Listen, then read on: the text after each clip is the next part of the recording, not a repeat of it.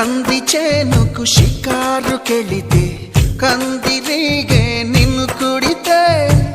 మంతనాలు మొదలవుతుంటే మందు నేనే ఇస్తుంటే పెదవి గిలిపై పైన పూస్తే